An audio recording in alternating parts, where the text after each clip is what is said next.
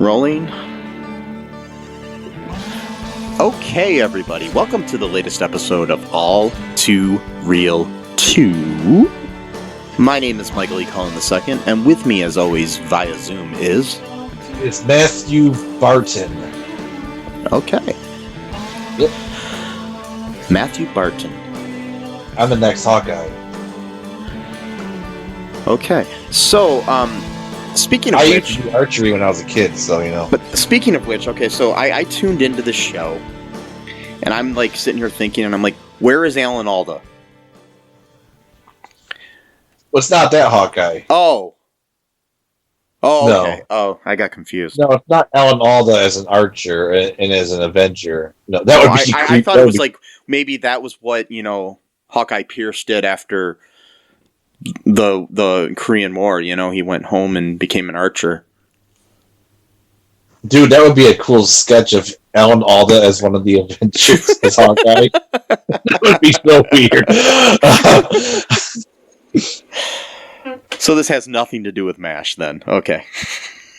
Well, he does make a good martini, and then in Avengers Age of Ultron, Natasha is making drinks, so they could have just put him back there making his famous martini. Yeah. And that would have been a cool little reference, like a MASH Avengers crossover thing going on. It would be a mashup. Oh, and crossover because it was a Korean War, and Falcon and Winter Soldier, we hear about Bucky, that he was in North Korea during the war, and he fought against... And they're using a crossbow. Yeah.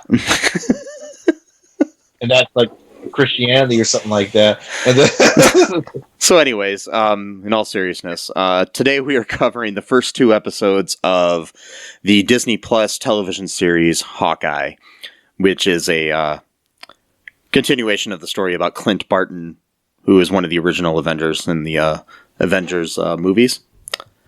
They released 2 episodes on the first day on November 24th. So we have 2 to talk about here, Matt. Yeah, just like with WandaVision when that... So, unironically, I think that WandaVision is still my favorite so far, but I think this one's second place now, to be honest. I really do. Yeah. For me. My favorite is actually Loki, but I do like WandaVision a lot too, but it's kind of hard. I mean, I like them all. Probably Falcon and Winter Soldier is my least favorite, but I do love elements of it, and I thought it could have been better though. Mm-hmm. But yeah, it's interesting. But I did really enjoy these 2 episodes that we watched. So the first episode that they premiered was called Never Meet Your Heroes, directed by Rhys Thomas and written by Jonathan Igla? I don't know. Igla? I-G-L-A. So, I'm not sure how you pronounce that, and I'm sorry, Jonathan. If that is how you pronounce your first name, too. I don't know. Maybe it's not Jonathan, even though it's spelled Jonathan. It's probably Jonathan. Yes. I'm just joking. So this TV show, how does it start out, Matt? Here we got we start out in 2012, and what happens there?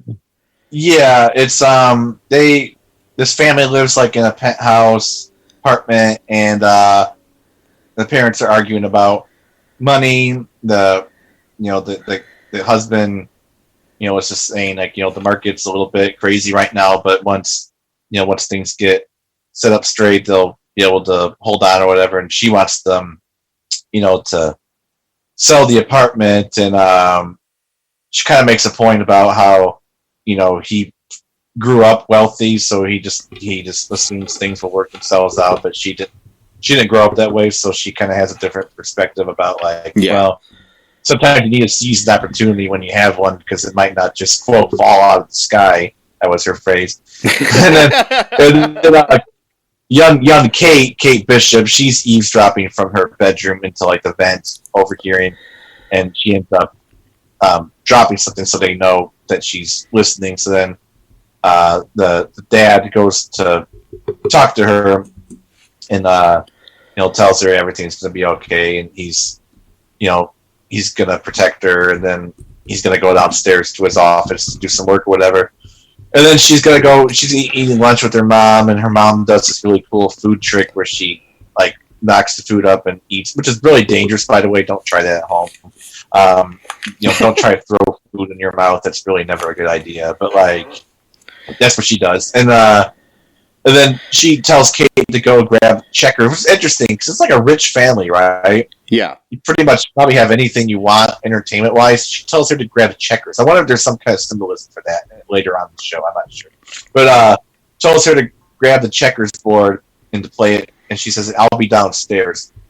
And then you see like this Chitauri like fly right by the window for like a split second, and then she kind of looks around and wasn't sure what happens, and then she hears a bunch of more noises and like explosions and stuff like that, and then she sees like one of those like big spaceships like flying over their like ceiling window, and followed by more explosions and freaking out. Then like suddenly there's like a big crash. One of the windows gets broken open, and then she sees Chitauri flying towards her, about to kill her, and then all of a sudden an arrow gets shot at it and it explodes. And then she sees Clint. Clint was the one that literally saved your life right there. And then she sees him like kicking like a Chitauri off the building, and then like he like does that really cool scene where he like falls off the roof and like shoots an arrow to like crash through a window for like a safe landing. So like right then and there we already see like the beginnings of like Kate's entire personality like developing right there, like seeing someone who literally just saved her life during like a huge invasion. Like becomes that's like the basically a beginning huge influence on her life too. And then unfortunately her dad died because their penthouse. By the way, they lived right across from Stark Tower, like, which is like a interesting like not really close, but like that you could see that from like their window. It's visible from their apartment. Yeah. Yeah, it's interesting. Yeah. Then we get like so this happens, and her father dies in the situation because the Chitauri are, destroying buildings and things of that nature. So we find out that her dad died, and we have a funeral for him. Mm-hmm. At which point, her mom says that her mom tells her basically that, she can have whatever she wants or whatever, and she asks for, a bow and arrow and lessons. Yeah.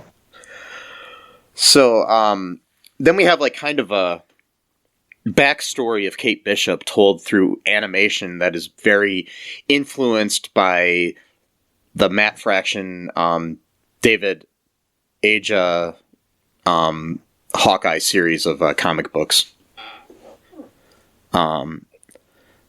So basically what, which influenced a lot of the things in this story. Basically, it's not a one-for-one, remake of the comic books, but it's very influenced by it. And so we get Kate Bishop's story told through the opening credits, which I thought was really interesting. Yeah, I agree. I thought that was a really unique way of doing it. Like, you see her growing up and like winning like awards, and like basically her learning how to shoot the arrow correctly. Like, a lot of the beginning, she wasn't hitting the bullseye or even the actual target at all, and which is interesting because a lot of times her mom is like standing like right behind her, like almost overseeing her. Yeah. I don't know if that was an implication if she's like one of these like moms who's like really, really like wanting, almost like pressuring their child to like be really great, or if she's just overseeing her just because a stereotypical stage mom or something. Yeah, or maybe she's being supportive. I don't know, but like, and she's taking martial arts classes. She got a black belt at one point. She does gymnastics, swords. They show us sword fencing. So basically, she's learning how to become like a fighter because she wants to protect her mom. That's like her job in her mind or whatever. Yeah, and her mom is named Eleanor Bishop, and is played by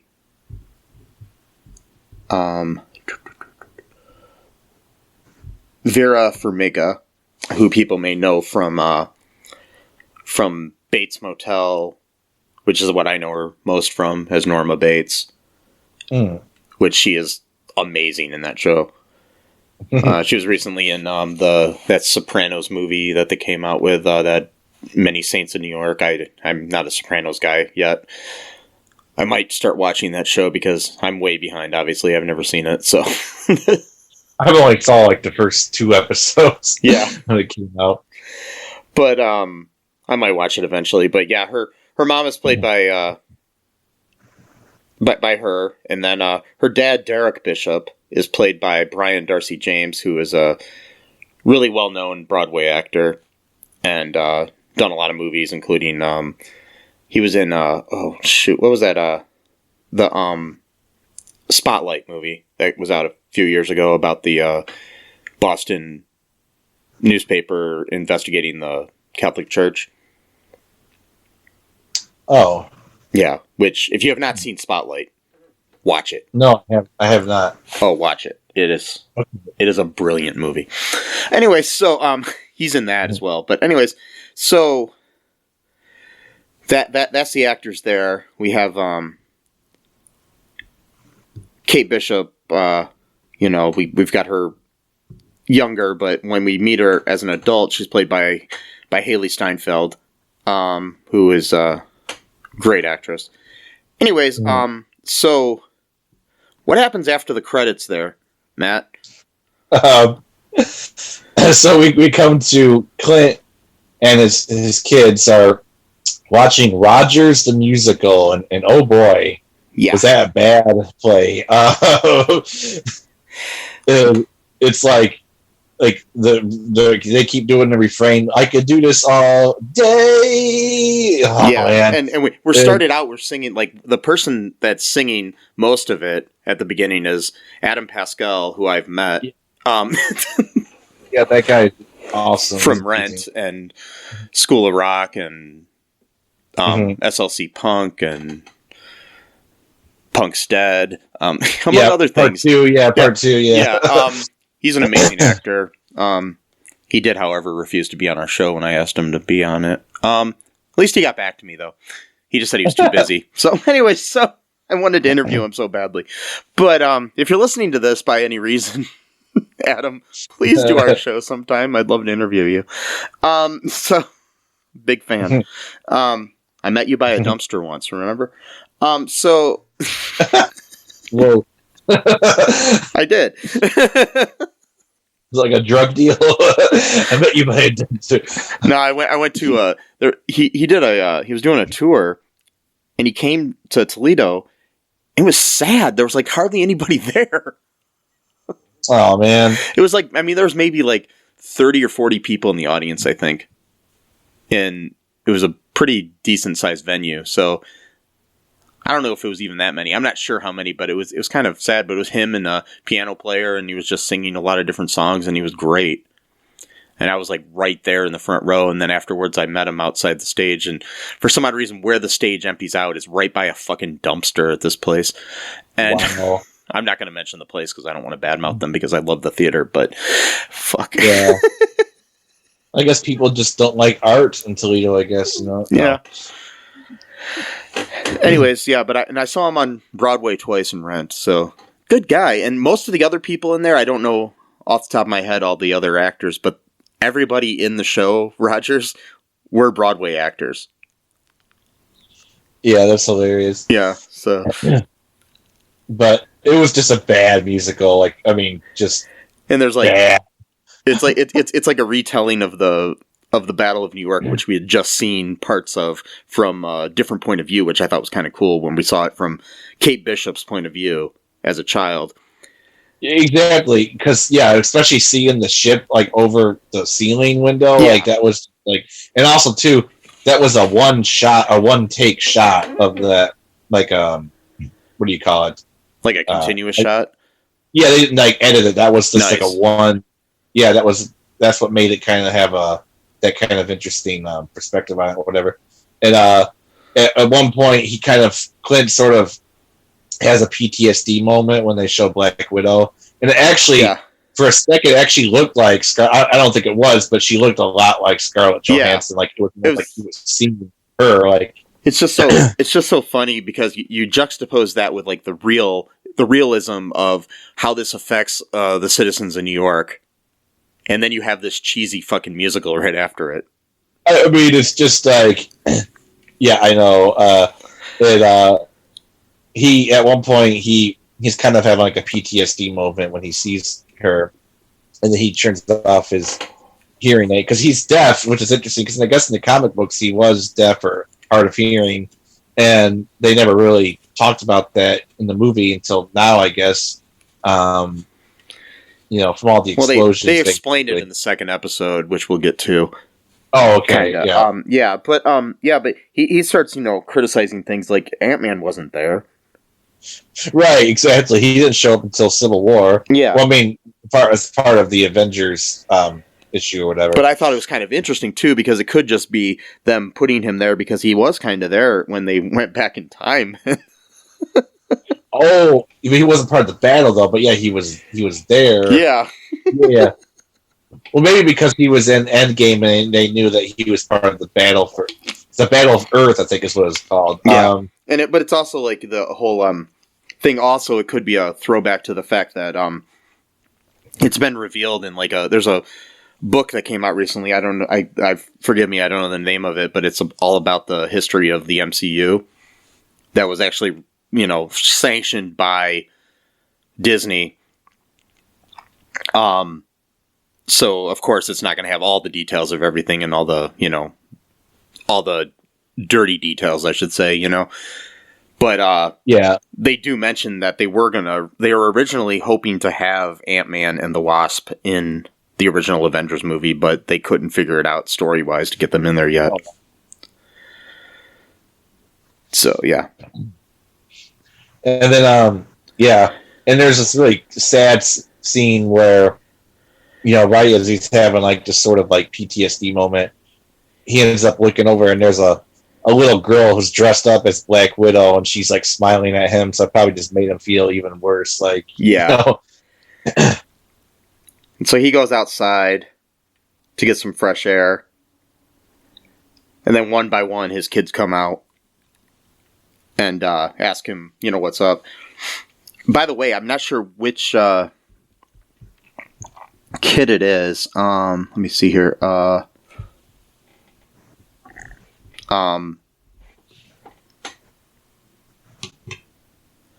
So Lila Barton is played by Ava Russo, who is the daughter of director Joe Russo, who co-directed with his brother the Infinity War and Endgame, among other movies.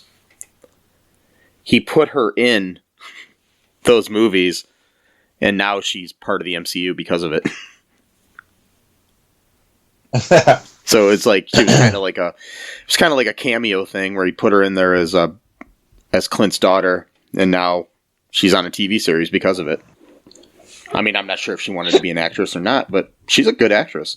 So, she is. She's pretty good. Yeah. And when did they film this? Because she doesn't look that much older. And Endgame was 2 years ago. Yeah, they just filmed this recently. So, okay, I was just wondering because the other kid, he looks like he's grown a whole bunch though. The taller one. I forgot his name. What's his name? Shoot, I don't know. I'd have to. Yeah, no, whatever. Yeah. Sorry, you're not important. No, I mean it's okay. Ava Russo is 20 years old right now. So it might just be that, at the time, when you don't really age much from 17 to 20, you know what I mean? Right, it's more of when you're young, you get that huge growth spurt or whatever type of thing going on, yeah. I was just wondering, that's all, if they filmed it, like, was Hawkeye supposed to come out before, like, I know they, like, did the timeline different, like, shows were released, like, in different orders? Yeah, no, like... Falcon and Winter Soldier was supposed to come out first. Okay. I think Hawkeye was always planned to be, like, now. So, because they wanted to release it around the holidays because of it being a Christmas-based television series. Right, okay. So, so we have, so anyways, we've got them outside. They end up going to dinner instead of watching the second half of the musical. Good. Yes. And it's funny, too. I guess the theater that this was playing at is actually across the street from the theater where Hamilton plays. Which is kind of interesting. Because this was obviously kind of inspired by Hamilton in a way. But, yeah, with the yellow background. And like, yeah, and nowhere near as good, though, of course. But the music was written No. The music was written by Mark Shaman, who is a really well-renowned lyricist and composer of Broadway shows and movies and things of that nature. So, yeah. He did write all the music, I believe, for the South Park movie. Wow. But if I'm remembering correctly, I could be wrong. If I'm wrong, just ignore me. You are ignored. No. So what happens? They go to dinner next, and have their little family time together. Towards the end of the dinner, they the meal's comped by the frickin' restaurant, so he doesn't have to pay for it because of as a thank you for saving the world. Right. Which is kind of awkward to Barton. Yeah. He doesn't like that. He's not really not comfortable with that. Yeah, I wouldn't be either. I would be like, no. I forgot too. There was a scene before he went outside where he was in the restroom at the theater. Oh yeah. And first he sees this. He sees this graffiti written on some porcelain there that says Thanos was right. Yeah. Which, yeah, I was listening to some other podcast talking about this, and they were trying to compare it, which I kind of understand too, in a way to the way that Vietnam vets probably felt when they came home from the Vietnam War and were basically treated like shit, Like they went off to fight, and then they came back and were kind of treated like shit. You know what I mean? Not it's not like a 1-for-1 comparison, but it does got a similar kind of vibe to it, where it's like there are different points of view on the situation. Yeah. Where if you were a soldier, you may have felt what you were doing was right, or you may have felt what you were doing was wrong. But either way, you're being treated like shit. Yeah, by some people. Yeah. Yeah, not everybody. But and this isn't everybody either. But you know what I mean? It's like some people felt that Thanos was right, and some people thought that he was wrong. Same thing about the Vietnam War. Some people thought that the soldiers. But the thing is, the soldiers were just doing what they were told. It wasn't, you know what I mean? You can't really, especially the drafted ones. Just following orders. No. Yeah. But you know what I mean? Yeah. They can't help it. They were drafted into the fucking war, Yeah. There for a split second, it looked like Clint almost considered it too. He just shrugs. Yeah, he's like, maybe he was. He's like, I don't know, maybe. Yeah, which is kind of funny. Got dragged back. But while he's in there, some guy comes in and is bugging him at the urinal or something. Yeah. Or no, was it at the urinal or when he was washing his hands? I don't think it was at the urinal. Maybe. No, well, it was at the urinal when he's like, it would be really cool if I got a selfie or whatever, rad or whatever. I don't know what he said. And he's like, it's really not an appropriate time right now. And then he's washed his hand. The guy just stands. He's like, is that a better time? I'm like, oh man, And I mean, that's really, indicative of people that don't understand privacy and personal space when it comes to celebrities too. You know, it's kind of a Because I mean, I've heard several stories about people who have been at dinner and with their family, and people come up and just won't leave them the fuck alone. It's one of the downsides of being rich and famous. It's like, yeah, you got all this money in the world, and you don't really have to worry about like healthcare and food, and housing, and all that stuff. But every time you go out in public, you're never really going to have any privacy, like ever. And it's like, you know, if you're like Jeremy Renner in real life, you know, you can't really go to Walmart, you know. Yeah, exactly. Because he's been in a bunch of stuff outside of the Avenger films. So I mean, him or any of the people in the Avengers movies, you know, you couldn't go to Walmart or McDonald's or something and expect to not be, you know, hounded. Which kind of sucks, man. You couldn't do just regular shit, you know. Wasn't he also in that movie? Was the Mad Max? Was he in that? No, that wasn't him. Okay, no, that was Tom Hardy. Oh yeah, okay, that's right. Yeah, yeah. I don't know. Yeah, no, he was in the Bourne Legacy. He was in a couple of the Mission Impossible movies. He was actually being groomed to take over for Tom Cruise, but then he couldn't do. He might be coming back for a future one, but he was unable to appear in one of them because of the Avengers movies. So, okay, yeah, yeah. But they were originally grooming him to be the new Tom Cruise, which is kind of weird because he's not really much younger than Tom Cruise. Not the new Tom Cruise, but the new lead of the movies. And I'm just like, yeah, but you're like 2 years younger or something. Like okay. Whatever. Yeah. I mean, I like him as an actor. He's got some, you know, we're not gonna get into that on here, but there's like some personal issues that I guess he's had with some women and stuff that whatever. Rumors at least. Yeah. Don't tell me the personal shit about my heroes. No. Yes. No, I'm just saying I don't want to get into it on this because we're just going to look at his acting here. He's a really good actor. So anyways, what happens next after that? After the dinner? Yeah, we get that scene, you know, he turns off his hearing aid, you know, because of all that, and then they go and they're gonna do like everything they want to do for Christmas. They want to have a movie marathon. They want to do this stuff. So then we get a thing to Kate, and Kate's with her friends from like the archery team from like I guess the college they go to or whatever, and like they have a bet where she can't shoot an arrow and get the bell to ring from Shane Tower or Stain Tower. Stain Tower, which is named after Obadiah Stane from Iron Man. Yeah, so, and she's like, well, a bet's a bet. So they're like, you're definitely going to get kicked off the archery team if you mess this up or whatever.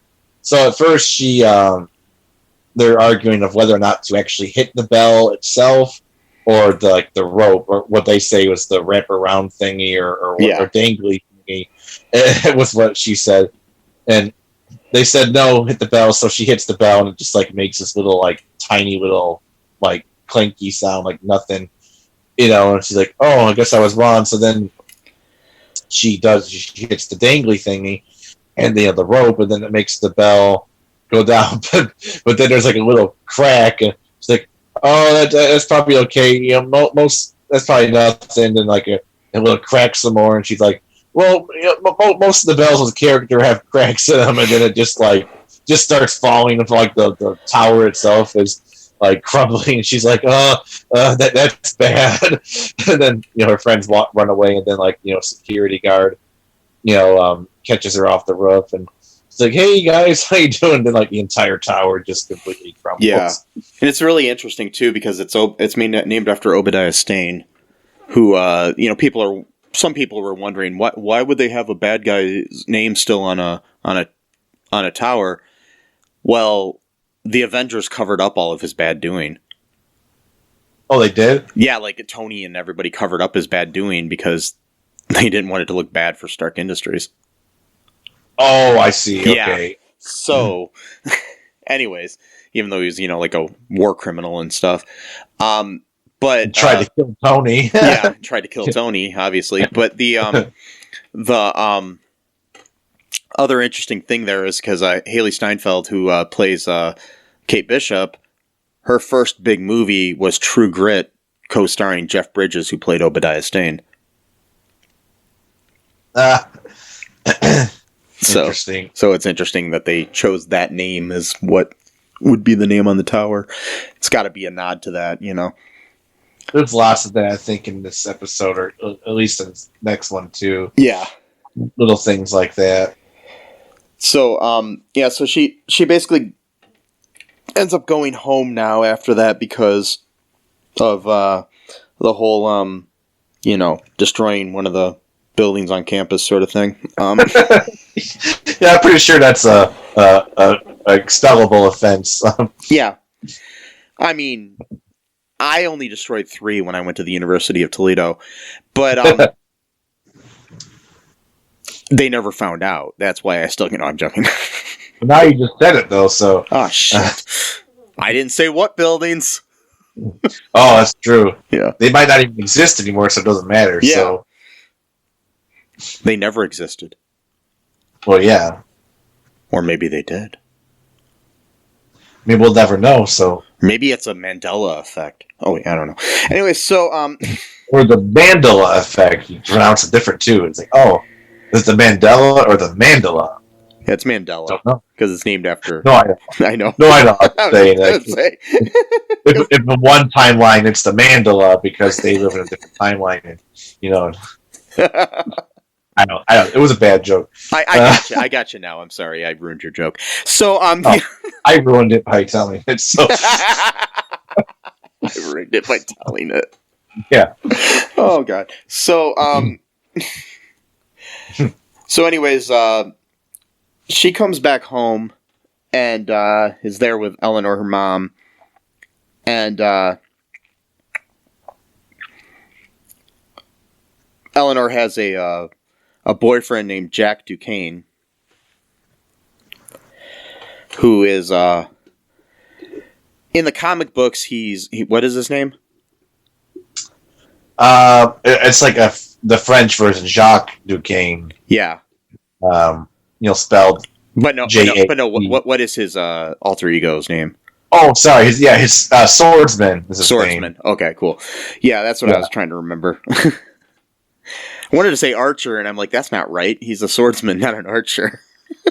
He's I guess they're doing the whole DC thing with Marvel at that point, where they just make very literal names of the characters. Yeah, swordsman, because he's good with the sword. So we'll just call him swordsman, Or like, but it's interesting because in the comics, he's the one that actually trained Clint in like fighting, like archery and stuff like that. Yeah. So I wonder if any of that's going to come up at all in this. Maybe it might. We don't really know much about Clint, like his past. Like, yeah, we don't. So. Anyways, he seems like a smarmy kind of bad guy, just off the bat, because he's got a mustache, and people with mustaches are evil. And he does have that kind of weird mustache. Yeah. Anyways, there's a big gala going on. A charity auction gala that her mother insists that she goes to, and tells her to wear this nice red dress. But she ends up coming dressed in like a all black tuxedo type thing. Yeah. Where she looks just like the Help. Which is oddly convenient. Yeah. Yeah, kind of very interesting. It's a TV convenience. As I like to call it, TV convenience. So while she's there, she runs into this guy who is the uncle of Jack, named Armand Duquesne III. Is that right? Yeah. Yeah. Yeah, it's the third. Yeah. Yeah, he's the third. Yeah. And he lets slip that Jack and Eleanor are engaged, which Kate had yet to find out, and I guess her mother was planning to tell her that night. At the gala for some reason. Yeah. Like, why not just tell her at home? It seems like a weird place to... Yeah. Well, she already had some suspicion because she saw swords at the penthouse or whatever. Yeah. And she's like, what's with all the swords or whatever? And then he shows up and it's like, Yeah. Okay. But I mean, she at least knew they were dating. She didn't necessarily, and maybe living together, but didn't know that they were engaged, So it's like... right. Yeah. She does not like Jack. No. She's still like a daddy's girl, even though he died like 10 years ago or whatever. So, anyways, there's underneath the gala, there is a black market auction that Kate follows. Was she following Armand down there, I think? Well, yeah, because she's still an eavesdropper. She's still really good at that. She overheard Armand and her mom arguing. Okay, yeah, that happened first. I wasn't sure. And then he was like basically threatening her, saying like basically like he had like some dirt on her, I guess, and she was trying. He said something like, "I have powerful friends too." Right, like she was trying to explain it was like a big misunderstanding or whatever, but he's like, "No, I'm gonna come after you if you don't basically fess up or whatever or something." So yeah, she's like, "Is this guy threatening you?" And she's like, "Oh, I have no idea what's his problem." Like just shrugs it off, like it's no big deal. Which to her, maybe it isn't because she might be used to this kind of thing. So we're starting to wonder: is her mom? Why is she, like? Because they were having money problems, in the beginning of the movie, and then suddenly. Well, not suddenly, but you turn, you go to 2000. Well, technically, it's 2025 in the story, so it's. But they're rich now, so it's like, it's like my theory on it is that there was like a lot of money from life insurance on the dead husband, and also probably some kind of reparations from the fact that their apartment was destroyed by the battle. Right. Probably something like that. But we'll find out if there's something shady going on with her mom, or at least she's not revealing her whole self or whatever. But yeah, so yeah, she goes down and she's really good at eavesdropping, so I'm like, this is a skill she definitely uses to very stealthily. She's gotten much better at it since she was a little kid, overhears stuff. Good listener, which is interesting about this show, right? I don't mean to go on a tangent, but just like I like the heroes that don't have like any superpowers in these kind of movies. Like it's people who have to use their own cunning, their own strategy. They should just name her literally too, like the swordsman. She should just be good listening girl. Why not? That'd be a good DC character. Good listening girl. GLG. Do a comic book and do like a G, like a capitalized G, but then do a lowercase L, but it like stands up real high, so it's like a cool graphic, and then it's got another G, and like have like maybe some flames or something like that. I don't know. And then it's like about eavesdropper who's like really really good at eavesdropping. Ooh, that'd be a good name for a character though, eavesdropper. Oh, that's a really. And like that's like their only, like not their only, but like that's like their main thing. But like they never get caught ever, and they always come up with good, because that's the thing, you need good information. You can't just have smashy. And her name is Eve Stropper, and yeah, the name is Eve's. Stropper. Really on the nose, Yeah. So, anyways, she's down underneath the gala in this black market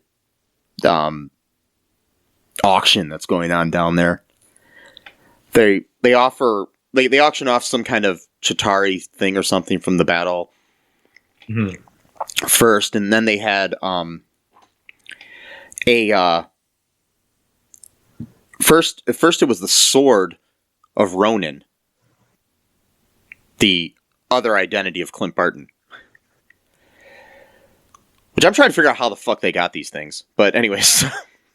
Right. Well, they always say the Ronin. Why do they say the? I think it's just the way they refer to him in the media.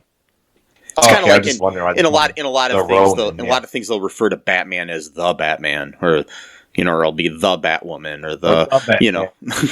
Right. Yeah. Well, it's black market shit, right? I mean, they get their hands on all kinds of stuff somehow. So, yeah. I don't know how, but they have connections. Yeah. So they have the Ronin's sword, which is like this really cool retractable sword that somehow retracts in to a handle that is not big enough for it to retract into. But anyways, it's TV convenience. Yes. Anyways, they there's also being auctioned off is Ronin's costume.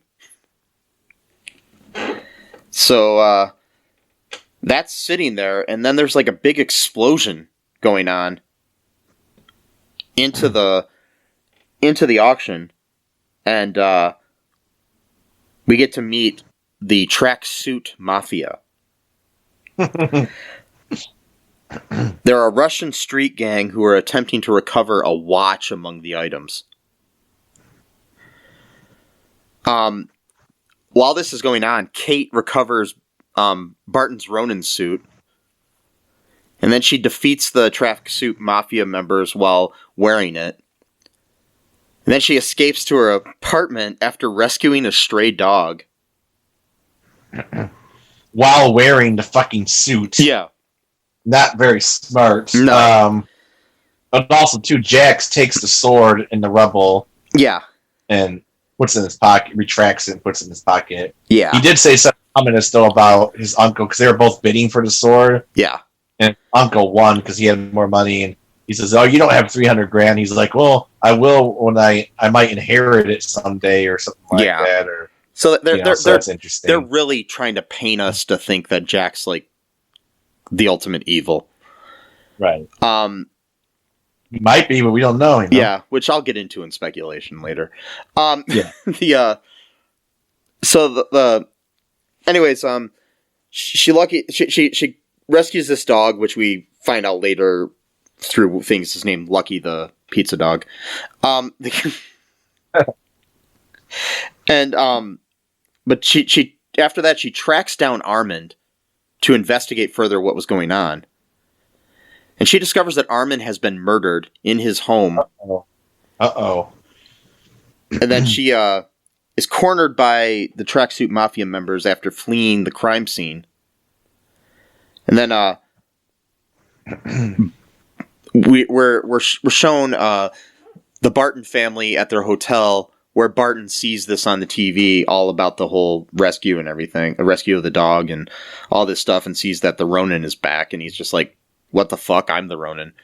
Like, damn it. Yeah. Oh, also too, when she was at the house, she found butterscotch candy with the Armand name on the wrapper. Yeah, it was like monogrammed candy. That will be important later on. Yeah, in the next episode.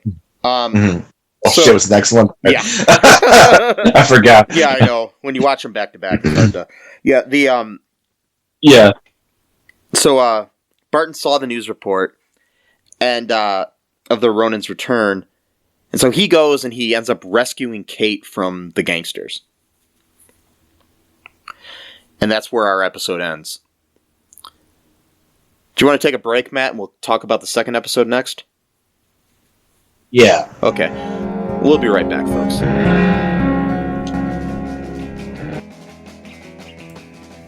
What is Gen X? What is the silent generation?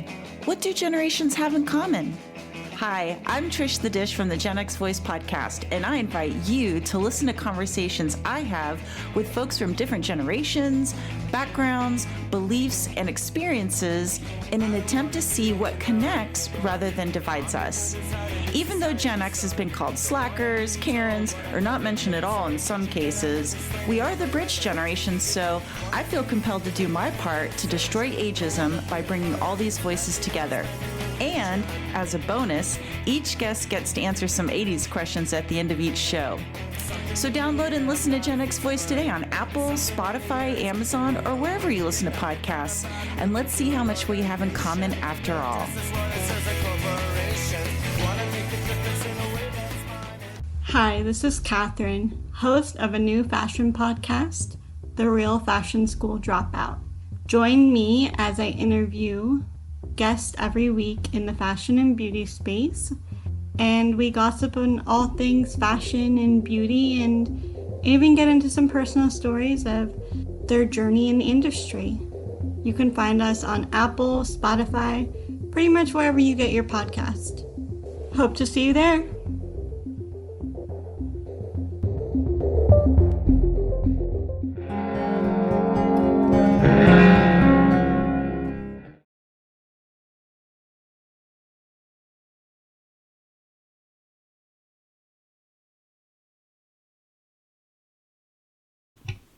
And we are back.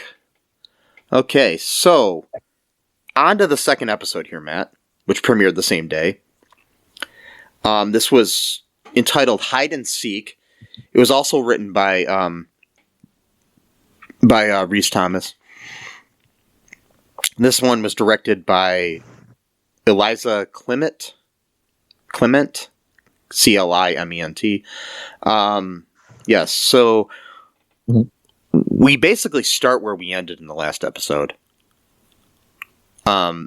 where Barton saves Bishop and is like, "Who the heck are you?" and rips off the masks and sees that it's, a young girl, so he's like, "Okay, what the fuck?"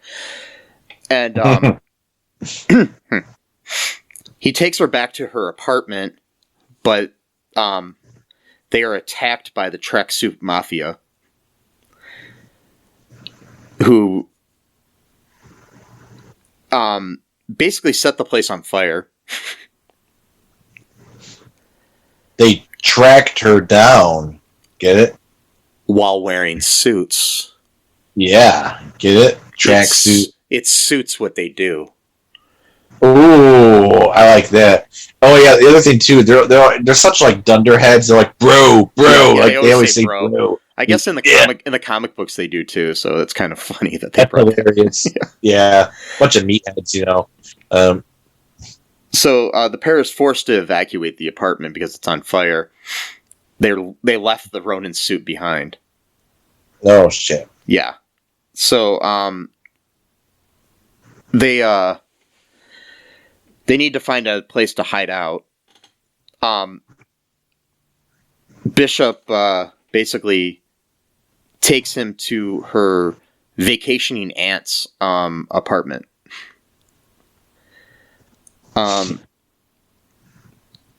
So then Clint goes and he sends his children back home, promising to return by Christmas Day. So then what happens, Matt? He's trying to like just hurry this up so he can go home. He's not really interested in Kate, but Kate's still kind of like awestruck, like meeting her hero, or whatever. Yeah. She tries to teach her how to fix a wound because she got kind of cut on her forehead or whatever. Yeah. But again, heroes who don't have any superpowers or any kind of healing powers or whatever, they have to do things the human, normal way or whatever. She kind of fucks it up a little bit because they go to like a Rite Aid or some kind of store like that to pick up some materials, and she's thinking like we're gonna like go to some really cool like headquarters place or whatever. So I want to point something out about this store they went to. Okay, sure. Now, I think only somebody like me who's worked in retail would notice some of this stuff. There's like toilet paper in the background, and it's Great Value toilet paper, which is a Walmart brand. Okay. And then they have like some of the supplies they get were Target brand products too. Oh, wow. Like generic things. So whatever the generic name at Target is, I was just noticing that it looks like they went to like some stores and just bought the shit and then used it for set decoration. And I just think that's funny because I see that a lot in TV shows where, especially with Great Value stuff, it just appears like as like you'll have Great Value chips or Great Value cups or whatever, you know, in the background. It's just weird because they must not get sued for using Walmart's brand name for some reason. I don't know. That's interesting. Yeah, it's just weird to me. But that's totally irrelevant. Anyway, so we did have a situation there with like the firemen were putting out the fire at Kate's place, and Clint goes back to try to recover the suit. While he's there, he does see a he sees that the suit is gone, basically, but he does see that there's a,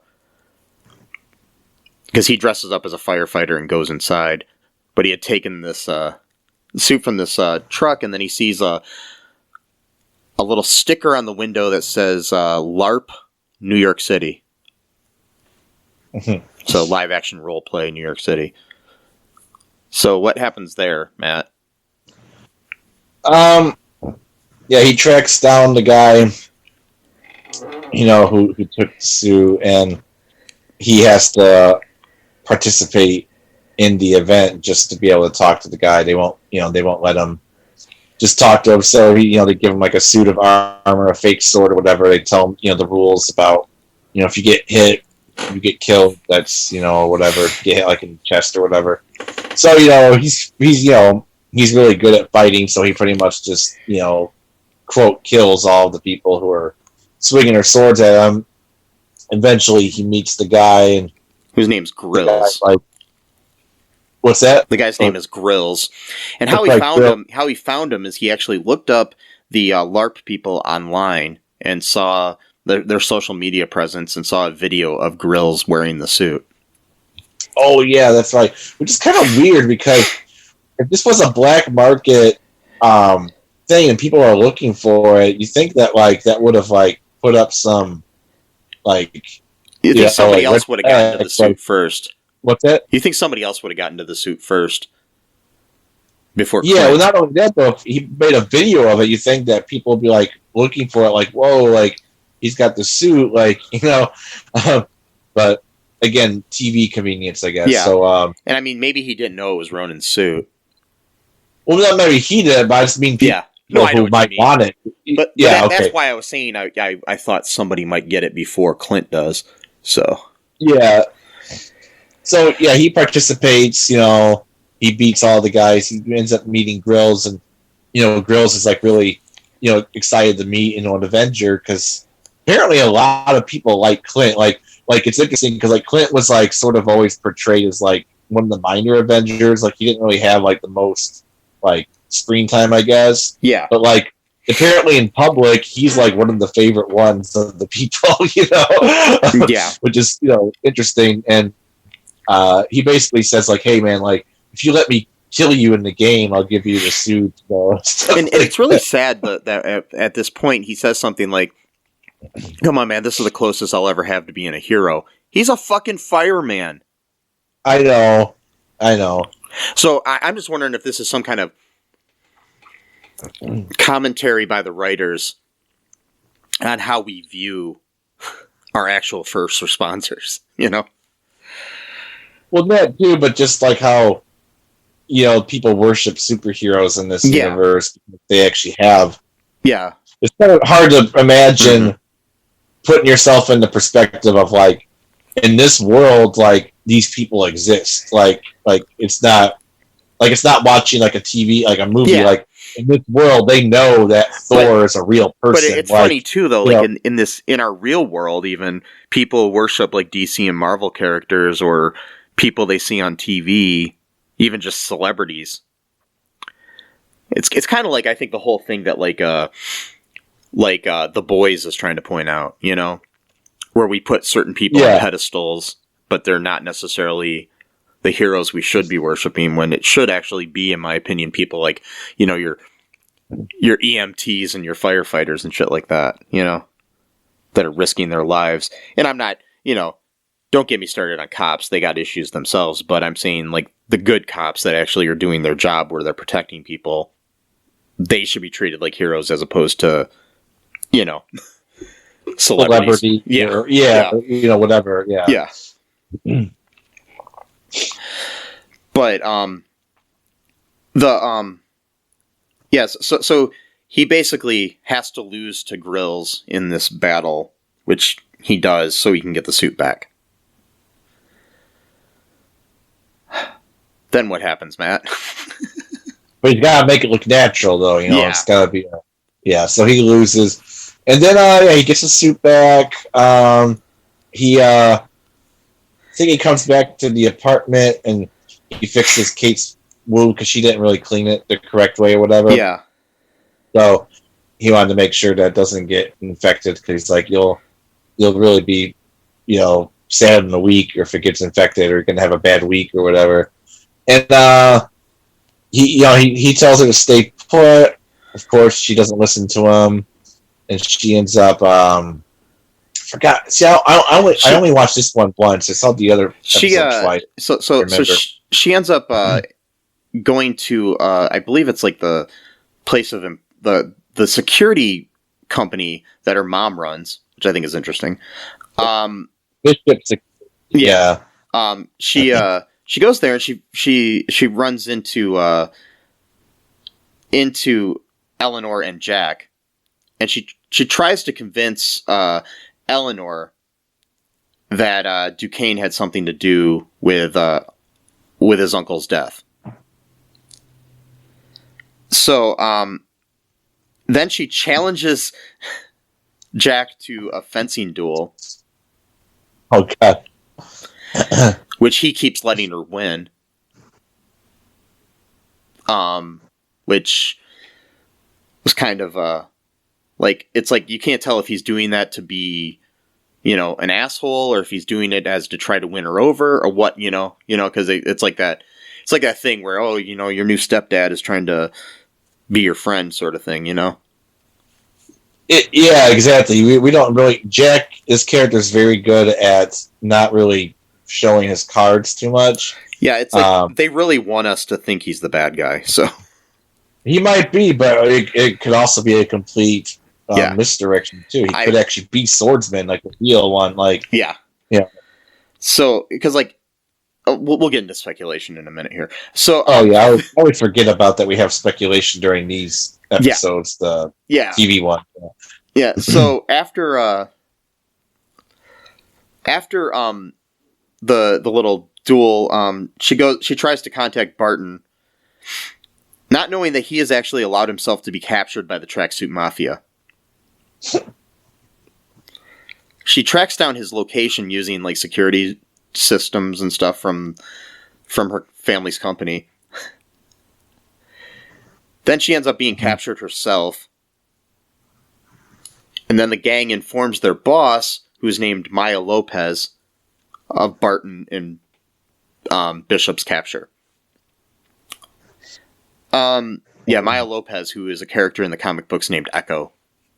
Yep. And they're going to have a show about her coming out, too. So, yeah.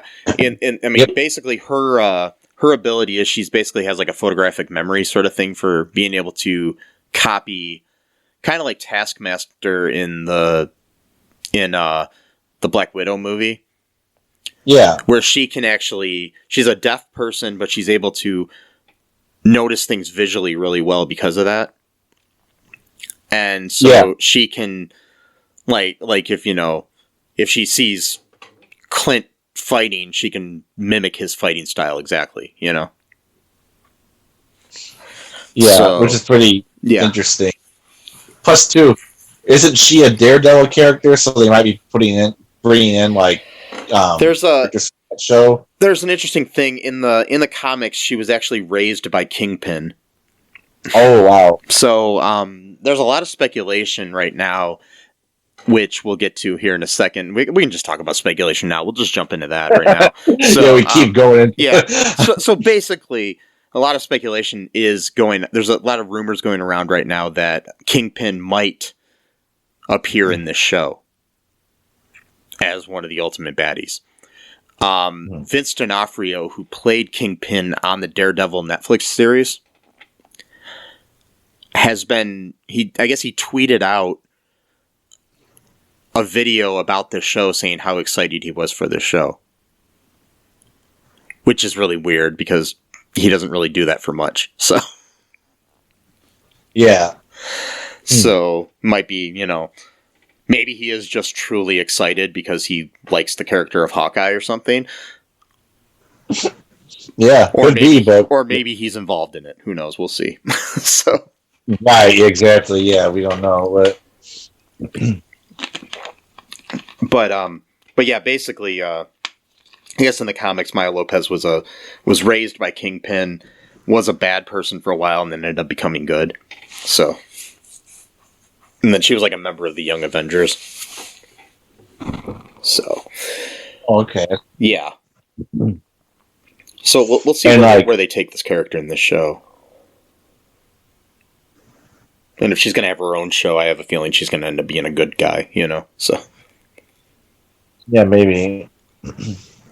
Well, it seems like that's what's being set up, I think, because like you had, with WandaVision, you had Wiccan and Speed, which end up becoming part of the Young Avengers, and then you've now got, it looks like Valentina's creating her Thunderbolts organization or team or whatever. Yeah. So it does seem like either they're really just doing a misdirection, which would kind of suck because it would blow out anyone's excitement, but it does seem like that's what's kind of being set up here. Yeah, because Kate Bishop was a member of the Young Avengers as well, and so right, and so is, I believe, Miss Marvel, who's got her own show coming out soon too. So we'll see what happens. Yeah, we'll see. Yeah, probably a couple years down the line, we're gonna have a Young Avengers movie or something. Yeah. So, any other speculation on your part? Just I think the relationship, between Kate and Clint's going to get a little bit closer because I don't think because right now she hasn't really told him that he literally saved her life, she witnessed saving her life when she was 10 years old or whatever. Yeah. So, well, no, I think she's more 8 or 9 because this takes place because technically Hawkeye takes place in 2025, the end of 2025. Yeah. So we're going into 2026. So and I mean, I don't think she disappeared during the blip. So, because there's no indication of that. So she would be. Oh. So it would be 2012 till 25. How old would that make her? Wait, Kate disappeared in the blip? They said that? No, she didn't. I said there's no indication that she did. Oh. Yeah. Okay, well, so 2012, because she's 22 in the show. It's what she said she was 22. So 12, that's 13 years. 22 minus 13. I'm terrible at math. Yeah, she'd be about 9 at that time. So she'd been 9 in during the Battle of New York. So yeah. So I think at some point they're probably going to get into an argument because he's going to be resentful that he has to clean up her mess, and I think at some point though she's going to reveal why she wants, because she always wears purple and stuff too. That's kind of like Hawkeye's color, so she's always trying to mimic him throughout her whole life, basically. Yeah, and so she's probably going to end up becoming, of course, the new Hawkeye or something of that variation, which I believe she does in the comics. So, also, I think that they're being really heavy-handed in making us think that Jack's a bad guy. Yeah, it seems almost too convenient. He might be a bad guy, but I don't know if he's the bad guy. And I also, my thing is I don't even necessarily think he might be smarmy, but he's not necessarily doing things for a bad reason. You know, like he's not like evil. He's more like a opportunist, maybe. You know. Yeah, and also too, he does seem like he seems like he somewhat bucks the family tradition of being like wealthy, because like it seems like Armand is like the reason why he's upset is like to him it almost seems like he's marrying down, like he should be marrying. That's the other thing that they're did we bring up the point that, you know, that monogrammed candy, butterscotch, he actually had one, so that makes it kind of seem like he would have been in, you know, that's another way that they're trying to be like, hey, look at this guy, and that just seems like, a little bit too convenient. Like, yeah, he gave her the candy and like he looked at her and like she thinks that he's like telling her a message that he knows that he saw her, or well, because like when he saw her when she was dressed up as Ronin, and, you know, you can usually tell what someone looks like by their eyes if you know them well enough. Like, so they were pretty close up to each other. So like he might have recognized it was her. Not so much that he thinks that she's Ronin, but that maybe she just put on the costume during the whole thing. I think if they were smart, they would somehow make him, because I think definitely Eleanor is up to something. She might be like one of the higher ups. Who knows? Yeah, like, I think she killed her husband. Yeah, because she said she was going to go downstairs. Yeah, and then the crash happened, so she couldn't just use that as an excuse to kill him and go, oh well, the Chitauri, or whatever. Yeah, you know. So because in the comics, the father is actually a bad guy. And the mother dies. So interesting. They switched things up for this. So that makes me think that she's going to be a bad guy. So it would make sense because she was like daddy's girl, like always had like a more special relationship with him, and she got quote not stuck with her, but like her mom wasn't like her favorite parent, basically. Yeah, like, you know. But I guess in the comics, the way that it goes is like the dad's a bad guy, had faked the mom's death or something, and then she ends up coming back to life or something. So it's just, you know, how comics go. Yeah, just held her captive or something. Like, I don't remember. I'd have to look it up. Okay. But I read something about it a while back, so I was just like, yeah. So I'd have to look it up. But but we'll see where that goes. I think definitely Eleanor's up to something, and my thing is, I think it'd be interesting if Jack just turns out to be a good guy. Like, he's just being overly coming off smarmy because he's trying to win over Kate's affections because he's going to be her stepdad, you know? Right, yeah. And who knows, maybe this might be the version where he actually was Clint's mentor, and then eventually they're going to end up meeting each other, and it's like, wait a minute, like, you're involved with this, you know what I mean? Like, well, there is a scene, I think, for the next episode that's, it looks like they're like, Clint and Kate are like sitting at a table in front of her mom and Jack, like they're talking to each other. So I don't know if that's the next episode or what. Yeah, and they're I haven't seen any previews myself, so yeah. Okay. That's interesting. Mm-hmm. Yeah, well, okay, folks. Well, just let us know what you think is going to happen. Comment on our videos anywhere that they're shared on social media. Love to hear what you have to say. Also, you can email me at mike@cullenpark.com and let us know what you think there. Anything else, Matt, before we wrap things up? Nope, that's all. Okay, so folks, make sure you're good to each other. Do good things, and good things will happen. Do bad things, and bad things will happen. Those are words to live by, Matt. Yeah. So, follow us on social media. Go to all2real2.com for all that info. Check out our TeePublic, our Patreon. Give us a 5-star review if you can, anywhere you can. Also, share the show with your friends. That's the best way to get us out there. And until next time, folks, bye-bye. Thanks for listening to All Too Real 2 podcast, a Cullen Park production. Produced and edited by Michael E. Cullen II. Music by Matthew Hawes. Subscribe and share the show. Visit us at cullenpark.com.